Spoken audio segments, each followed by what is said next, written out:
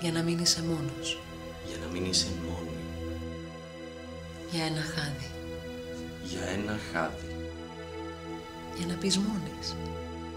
Για να συγχωρείς. Για να τον έχεις. Για να τη χάνεις.